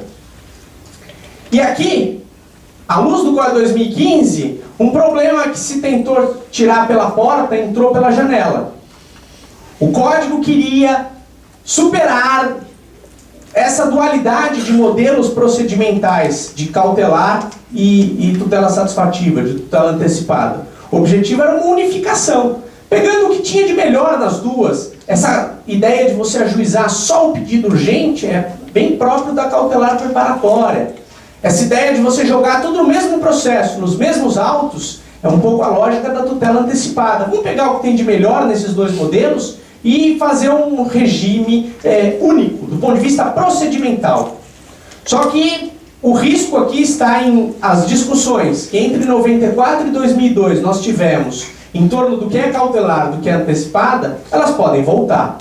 Eu já fui mais cético com relação a isso, e quando eu escrevi esse texto que os colegas aqui referiram, dos 12 problemas e 11 soluções, o único problema para o qual eu não propus uma solução foi esse. Foi justamente dizer, olha, a gente vai... Já tivemos problemas no passado para definir o que é cautelar e o que é antecipado. Você entrava com um pedido como cautelar, o juiz entendia que era antecipado e vice-versa. E esse problema vai voltar. E por mais que a gente tenha parâmetros teóricos para isso, a gente vai ter problema de novo. Não é um exercício de futurologia. Todo mundo lembra desses problemas. Eles realmente aconteceram. Eu, depois de um tempo, talvez tenha ficado um pouco mais otimista com relação a isso. Porque a zona cinzenta do que é cautelar e antecipada, isso existe. Separação de corpos, sustação de protesto, a gente pode aqui discutir durante horas e tem argumentos bons para um lado e para o outro. Minha solução para isso, para eu não ficar sendo o palestrante que vem aqui, joga o problema e vai embora, e como eu fiz no texto, aliás, e talvez em algum momento eu reescreva para dar a solução que faltou. Para despertar o interesse do autor, você guarda uma parte, esconde uma parte do jogo para entregar depois. Mas eu me vejo agora já preparado a dar uma solução. Me parece que há umas situações de cautelaridade tão evidentes, como disse o Fred, o arresto. O que é o arresto? Olha, eu quero só impedir que esse bem aqui seja vendido, seja onerado ou alienado. Só. Então segura o bem aqui e não deixa que o dono dele se desfaça dele. Isso ninguém tem dúvida que teria uma carga de cautelaridade evidente. Não pode vender. Isso não dá para estabilizar. passam os 2 anos, o réu não faz nada, e ele fica com o patrimônio indisponível para sempre, os efeitos se estabilizam para os 2 lados. Porque a decadência do direito de pedir a revisão, a modificação, vale inclusive para o próprio autor. Não faz sentido que isso se estabilize para sempre. Agora, fora desses limites em que a gente não tem nenhuma dúvida acerca da cautelaridade, quando há uma zona cinzenta, aí me parece que a gente tem que respeitar a vontade do autor à luz da boa-fé. O autor quer tirar o seu nome do Serasa, quer sustar o protesto. O autor, sabe que se eu sustar o protesto só, não te resolve a vida, né? Você sabe que o título não vai ser apontado ao protesto, mas dependendo da natureza do título, duplicata não, que depende do protesto, quando ela é duplicata não aceita. Mas outros títulos, nota promissória, etc. O credor pode vir e cobrar, né? Você sabe, não, tudo bem. Se ele vier cobrar, eu me defendo, eu só não quero o meu nome sujo. Separação de corpos, olha, o autor da ação de separação, do pedido de separação de corpos, você sabe que aqui a gente só vai decidir sobre a quebra do dever de coabitação, mas você continua casado, casada, tudo bem? Não, tudo bem, eu só não quero morar junto. Se eu continuar casado ou não, depois a gente vê. E aí estabilizam os efeitos. Eu acho que na dúvida, e esse é o ponto, não sendo uma situação de clara cautelaridade, e aí a interpretação aí eu dei alguns exemplos, mas obviamente a riqueza do dia a dia é infinitamente mais completa do que a minha imaginação poderia ser. Mas a gente tenderia a, fora desses casos extremos, respeitar a vontade do autor. Autor, você está satisfeito com isso aqui? Isso aqui já te traz algum benefício? Não, sim, já me traz, eu estou bem. Só com meu nome fora do protesto eu já estou bem. Então isso aqui é passível de estabilização. Talvez seja uma solução para que o último desses problemas que eu levantei tenha algum tipo de resposta. Eu agradeço de novo a gentileza do convite, a atenção dos senhores, me ponho aqui à disposição, esperando retornar a essa casa o quanto antes. Muito obrigado.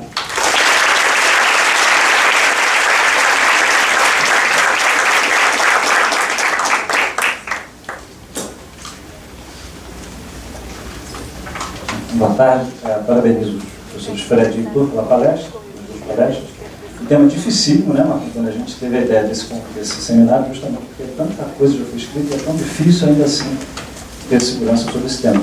Eu queria fazer uma pergunta, quer dizer, 2 perguntas.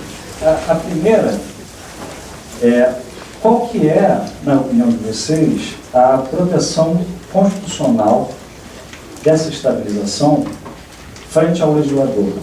A gente sabe que a Constituição dá uma proteçãozinha para a comunidade, uma regra específica. Ela tem, por outro lado, um princípio geral de segurança jurídica. Será que o legislador pode, depois de já estabilizar um efeito prático para alguém, vir numa lei posterior e desconsiderar aquele efeito prático? Quer dizer, a posição subjetiva de quem ganhou uma estabilização é nenhuma, é alguma, ou para esse fim de proteção frente ao legislador. E a gente, pensando na fazenda pública, o legislador federal, não tenho dúvida que ele vai ser criativo nesse ponto. Quer dizer, há alguma proteção constitucional para a estabilização, se ela, para esse fim, vale como se fosse coisa julgada ou não. E o segundo ponto é aquilo que o Heitor comentou, mas linkando com o raciocínio do Fred, é o problema da remessa necessária. O Heitor comentou sobre a sentença, se submete ou não a coisa julgada, a remessa necessária, essa sentença que extingue o processo. Mas se a gente pegar a lógica da monitorização do processo, a gente pode olhar para um dispositivo que está na ação monitória, que fala que o mandado monitório, se não embargado, se for o caso de fazenda, ele se submete à remessa necessária. E se, como o Fred disse, se vale o raciocínio da monitorização para os fins dos honorários, apesar da crítica do Heitor, será que não vale também para os fins de submeter a remessa necessária aplicando por analogia o dispositivo da ação monitória, e aí superando toda a dificuldade do termo sentença que está lá no 496. Quer dizer, remessa necessária não pelo 496, mas sim pelo 701, parágrafo 4º. Essas 2 perguntas, obrigado. Vamos para a segunda primeiro. Eu acho muito boa a sua interpretação. Eu acho que faz todo sentido, até para ser coerente com a minha premissa 1, que é de buscar no regulamento da monitória, inicialmente, a solução dos problemas. Eu concordo com você. Quanto à primeira pergunta, quando eu penso no inciso do artigo 5º, que diz que a lei não retroagirá para atingir ato jurídico efeito direito adquirido ou coisa julgada, para mim, coisa julgada é uma espécie de direito adquirido. É um direito adquirido e consolidado por decisão judicial, transitada e julgada. Então, a coisa julgada é uma variante do direito adquirido. E por que eu estou dizendo isso? Porque a gente não precisa apelar para a proteção da coisa julgada para impedir que lei retroaja para bater na estabilização. A estabilização tem um direito àquilo que foi estabilizado. A estabilização gera um direito. O direito a que não haja o desfazimento daquilo que foi estabilizado. Então, há um direito ali que foi adquirido, que é o direito à manutenção daquela situação de fato resultante da decisão. E esse direito adquirido não pode ser atingido por lei subsequente, sem apelar para a proteção da coisa julgada. Não pode se tratar de um direito adquirido e a lei não pode atingir direito adquirido. Então, é assim que eu vejo o problema.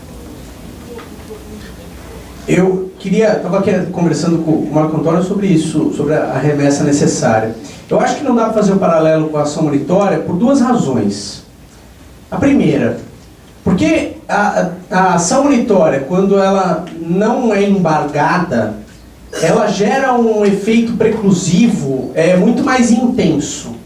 Tanto e isso passou a ser disposição expressa, que para desfazer isso é preciso ajuizar a ação rescisória. Então, faz sentido que haja remessa necessária, que é a última chance de rever isso antes de gerar uma estabilidade passível de ser revista só por ação rescisória. Agora, quando a gente olha para a estabilização da tutela antecipada, acho que o cenário é um pouco diferente. A gente tem 2 anos para que o réu peça a revisão daquilo sem todas as amarras da ação rescisória, que são amarras principalmente cognitivas, porque não dá para alegar tudo. E se nós entendermos que a remessa necessária vai ser feita com relação àquilo que foi estabilizado, então seria estranho que na ação revisional houvesse remessa necessária de novo. Se for o caso de remessa necessária, seria na ação que impugna a tutela estabilizada. Então, acho que essas duas situações que me levam a discordar dos colegas e achar que, no caso da tutela antecipada estabilizada, não haveria, de fato, remessa necessária. Porque na ação rescisória, na ação monitória, existe previsão expressa de rescisória, ou seja, essa é a única forma de desconstituir aquilo que foi gerado preclusivamente na ação monitória. E segundo, porque senão nós teríamos 2 remessas necessárias. Uma na tutela estabilizada e depois uma segunda na ação que eventualmente discuta aquela tutela antecipada. Mas com relação à primeira pergunta, eu concordo. Num princípio de segurança jurídica, nós temos que pensar em graus de estabilidade. Vejam como o código ele foi rico e variado em criar fenômenos de estabilidade fora dessas caixinhas que nós estamos acostumados. Então, aquela decisão que nós continuamos a catalogá-la como uma decisão de extinção do processo sem resolução de mérito, porque se reconheceu um vício que impede a admissibilidade do exame de mérito daquela demanda inicial. Só é possível repropor a ação se houver a correção do vício. Isso é uma estabilidade. E é uma estabilidade passível de ataque pela rescisória. A outra estabilidade é essa da qual a gente falou aqui hoje. Outra estabilidade diferente é essa da monitória, que é fundada em cognição sumária, mas ela é mais intensa, ela é mais forte, porque ela só pode ser desconstituída com a ação rescisória. Então é difícil a gente achar que o fenômeno é só preclusão e coisa julgada. Há uma paleta de cores aí, em que há graus diferentes de estabilidades, com meios diferentes de atacar e de desfazer essas estabilidades. Acho que a gente tem que pensar num princípio de segurança jurídica de uma maneira ampla, a lei não retroagir para colher essas situações já estáveis, né? Também concordo sobre esse ponto. Será que tem um pessoal da plateia que quer trazer perguntas? Vanessa...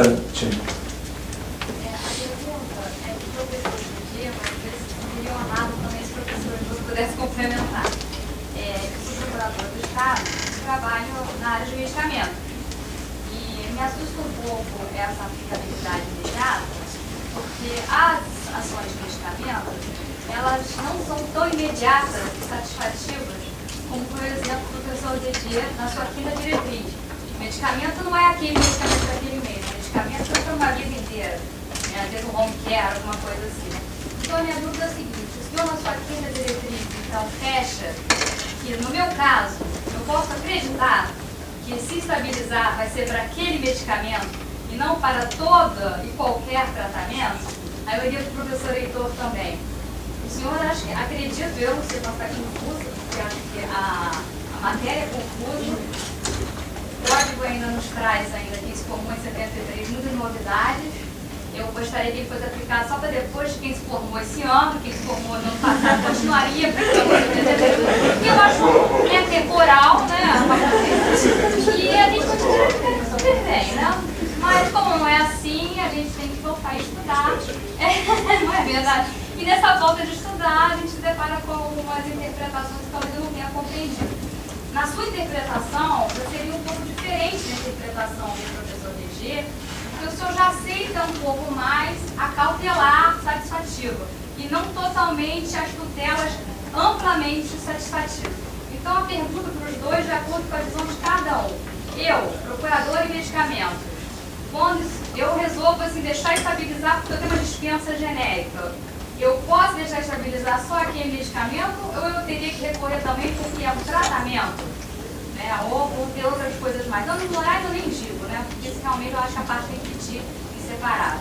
Mas, efetivamente, naquela tutela específica, como eu vou agir? A pergunta é muito boa. É muito boa porque envolve o caso de tutela provisória dada nesses casos de 33, mas que envolve relação jurídica permanente. Portanto, é uma tutela provisória com efeitos permanentes, não é dar uma coisa que acabou. Não. Então, aí é um problema que eu reputo grave. Qual a impressão que eu tenho? Estabiliza aquilo que foi concedido. Se for concedido, se é um tratamento, seja ele qual for, uma estabilização assim é muito perigosa para o Estado. Porque aí é indefinido demais, é quase que uma decisão de caráter estrutural, de tão aberta, vai se poder executá-la de acordo com o que vier a acontecer no futuro em termos de tecnologia e de avanço científico. Se for uma decisão liminar dessa forma, acho que não é o caso de se permitir, o Estado permitir que se estabilize, ou ele não agrava e já contesta, ou, enfim, dá um jeito de impedir a estabilização, porque é realmente muito perigoso.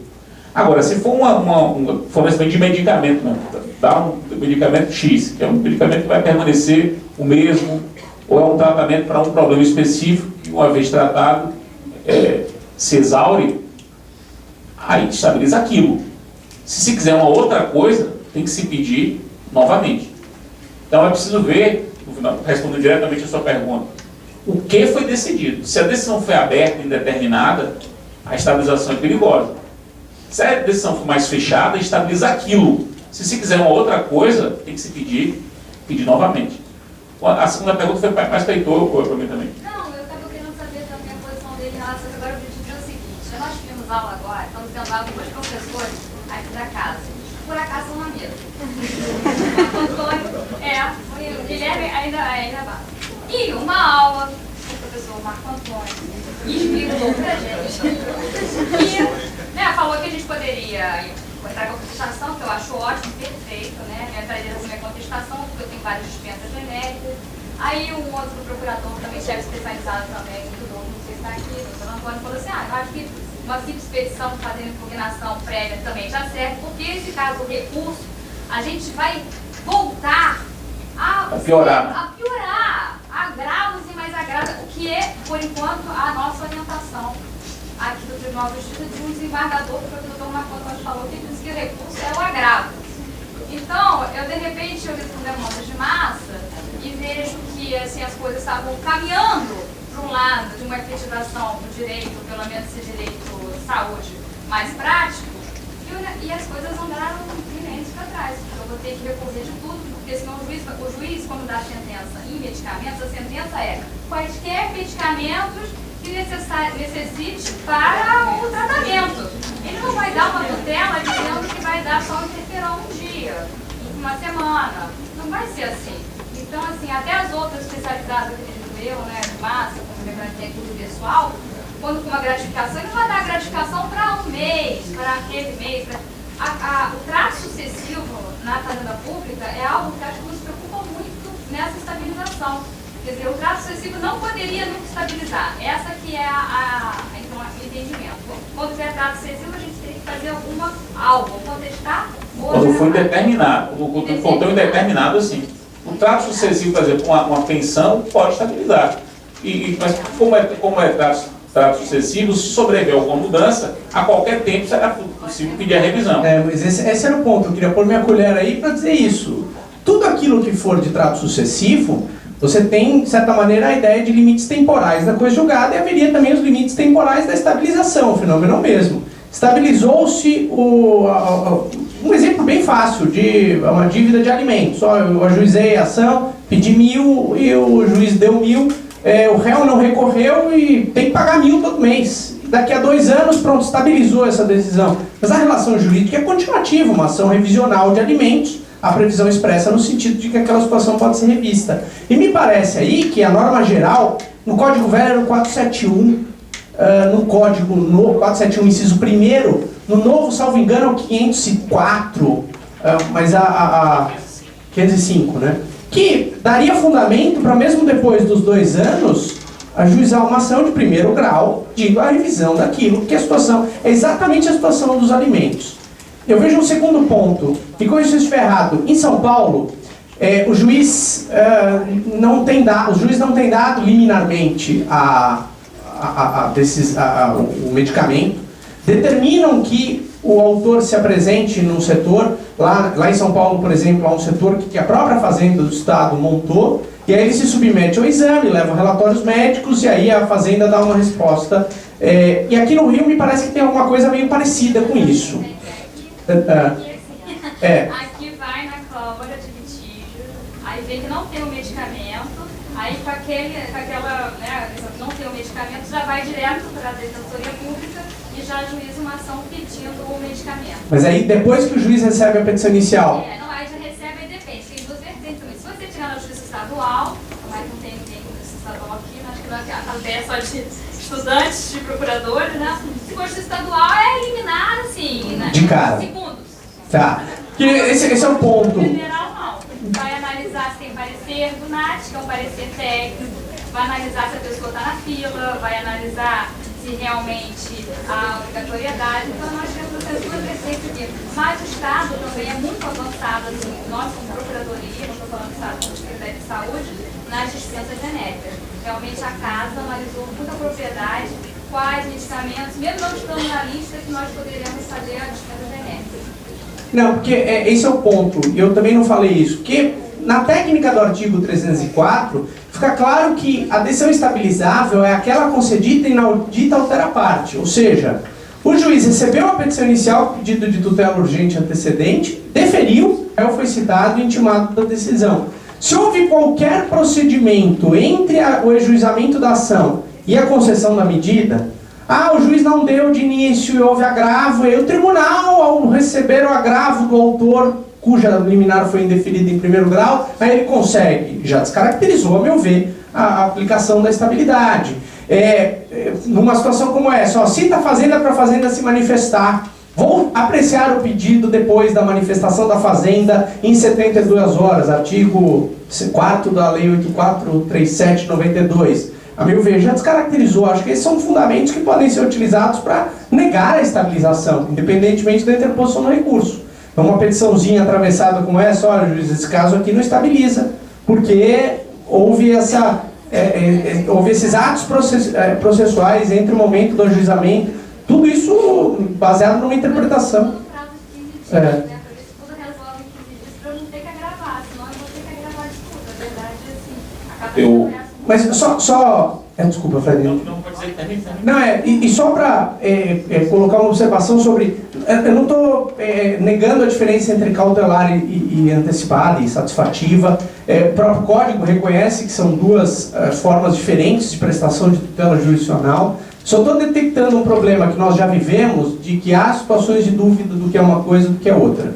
que a regra da fungibilidade que foi instituída lá em 2002, o parágrafo 7º do artigo 273, ele claramente veio com o espírito de tornar irrelevante essa diferença.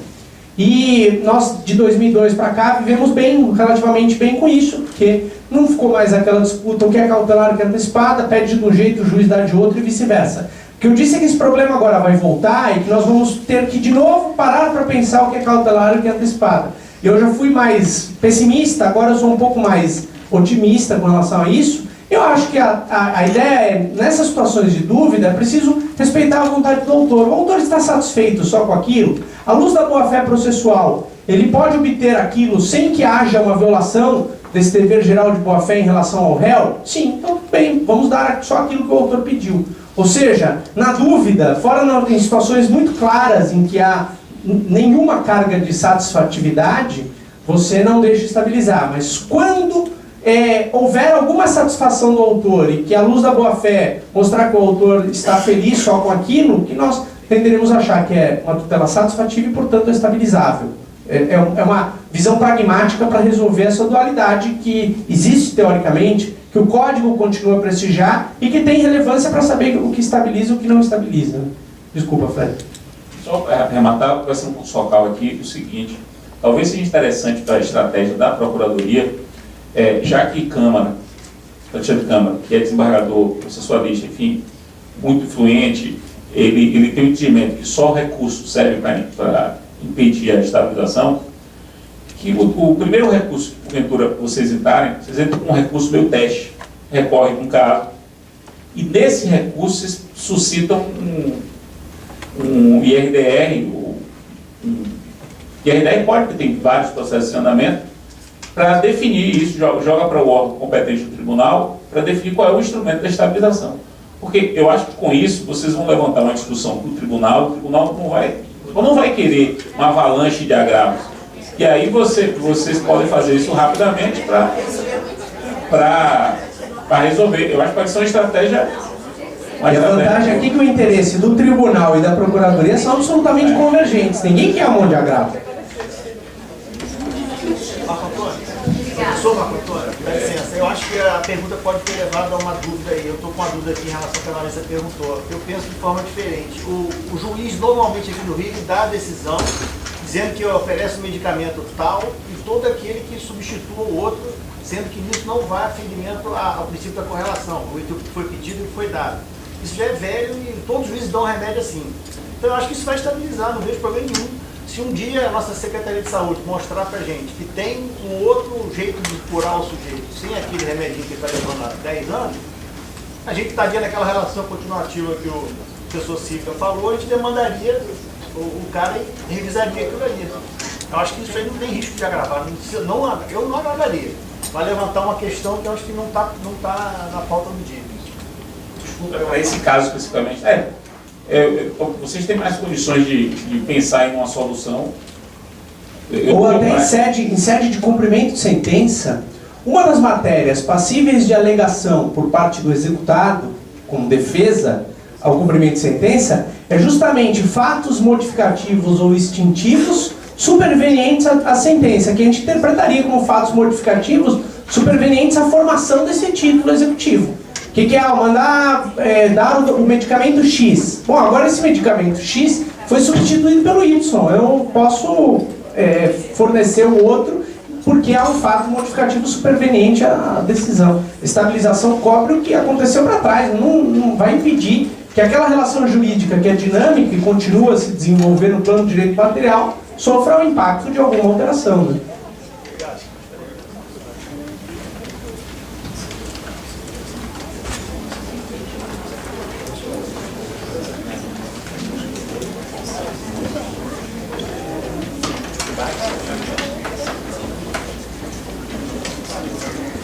Bom, infelizmente, dado adiantado da hora, em razão do horário do voo de retorno dos palestrantes, a gente vai ter que encerrar.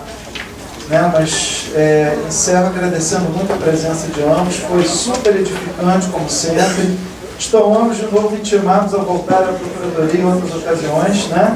É sempre uma alegria e uma honra receber vocês aqui. Boa noite, eu agradeço a presença de todos, em nome da casa, e até breve. Né?